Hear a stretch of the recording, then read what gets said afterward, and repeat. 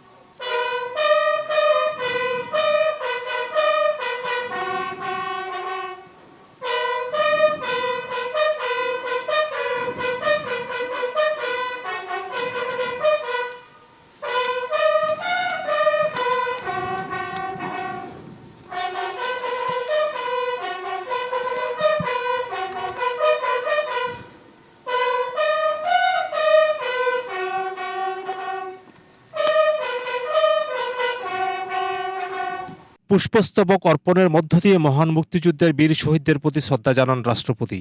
কিছুক্ষণ নীরবে দাঁড়িয়ে থেকে স্বাধীনতার জন্য আত্মোৎসর্গকারী অগণিত শহীদের স্মৃতির প্রতি গভীর শ্রদ্ধা প্রকাশ করেন তিনি।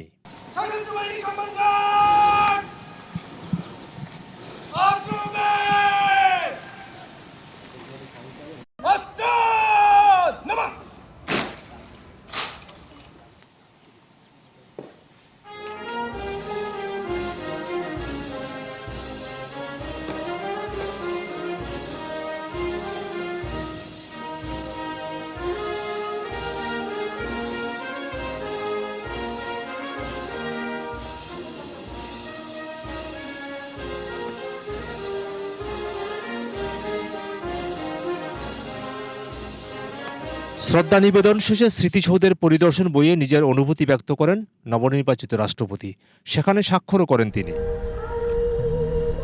তার এই শ্রদ্ধা নিবেদন জাতির শ্রেষ্ঠ সন্তানদের আত্মত্যাগের প্রতি রাষ্ট্রের সর্বোচ্চ পর্যায়ের সম্মানেরই বহিঃপ্রকাশ।